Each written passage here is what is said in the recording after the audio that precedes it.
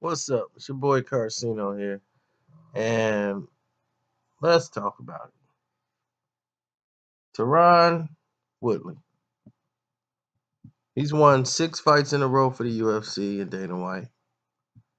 He's done everything they've asked of him.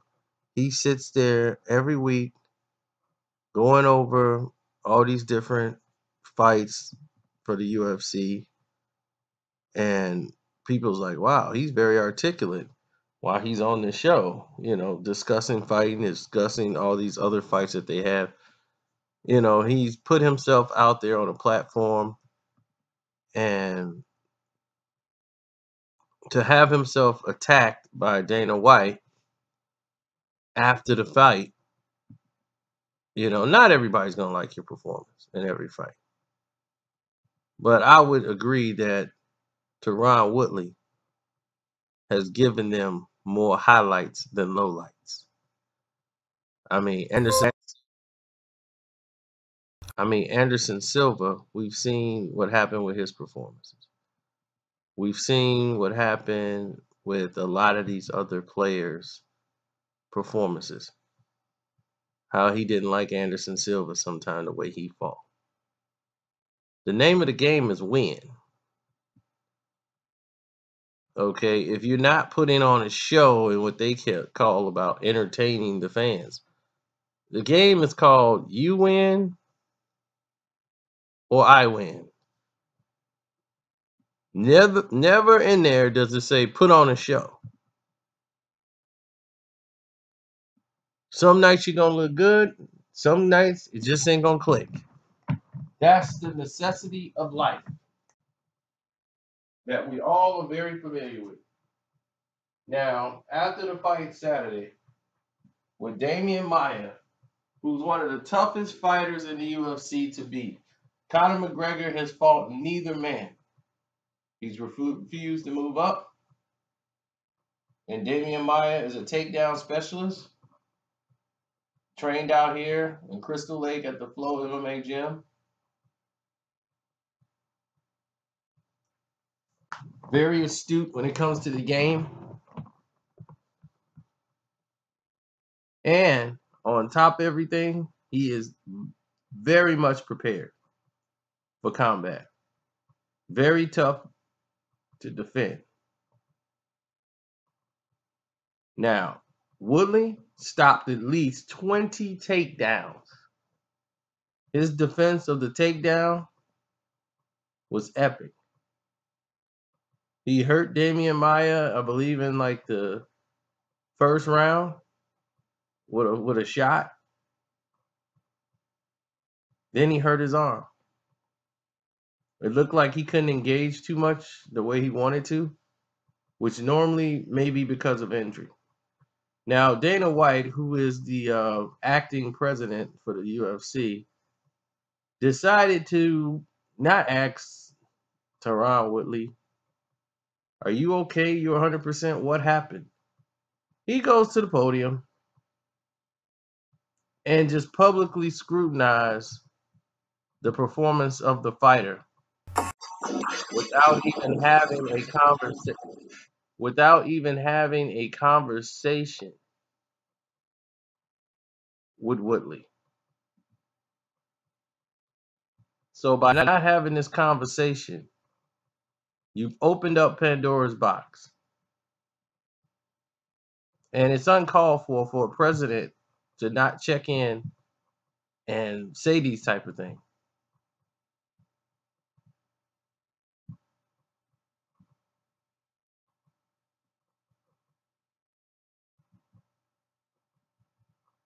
I don't know if you guys agree with me.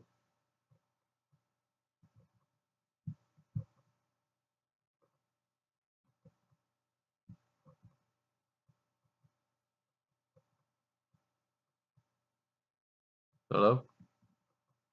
Okay, I didn't know if you guys could still hear me. It looked like the audio went out for a second. Sorry about that. But Dana White said Damian Maia had one eye in the first round. And if you're Woodley, you're faster, you're stronger, your hands are better, you're explosive. I believe that Woodley could have finished that in the first round. And if not, he definitely could have finished it in the second round. You're the president of the UFC. It's not your job to determine what a fighter could have done. You didn't train him. You didn't know if he went in the fight with any injuries. You don't know if he got hurt in the fight. So for you to make that type of assessment of one of the fighters, it's inappropriate. It's demeaning. And for someone who's the president of the company for both fighters, it seemed like you were more pro Woodley than Damian Maia, who fights under the same umbrella of the UFC. And this was Woodley's statement. If you're going to publicly scrutinize me, Dana White, you need to apologize to me. I've done nothing but good for this sport. I've done nothing but be a good role model for the organization. I fight with effing integrity. I've covered your sport from the Fox desk a week before my fight. I've always upheld all my responsibilities with the organization. The word behind business is man. You need to be a man, and you owe me an apology, a public apology. And if I don't get that, I'm gonna start leaking some that people don't want to be out in the wind. I'm not kidding about that. So that's gonna ruffle some feathers, because when you first, what Woodley should have done was just ask for the apology. Once the apology didn't come, then you say, I'm gonna start leaking it. People don't want to be out in the wind since I can't get the respect I deserve. Now, that's taking it to another level. But now you push the envelope to where everyone's going to admit everything you just said and focused on. I'm going to start leaking some it around here. And I'm not kidding about that.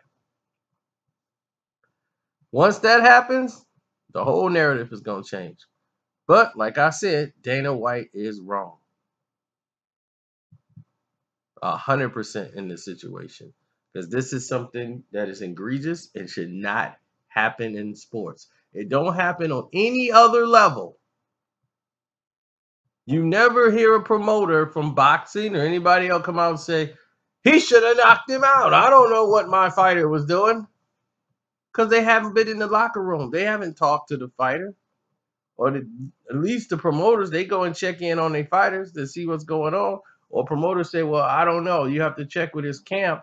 I don't know what happened with him. I thought he was all right. I'm looking at the fight like you guys.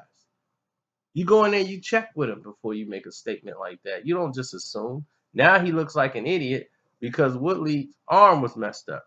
That's why he wasn't so aggressive. His arm popped out of socket and it popped back in place. But it don't mean that he's able to go in there and just be super aggressive.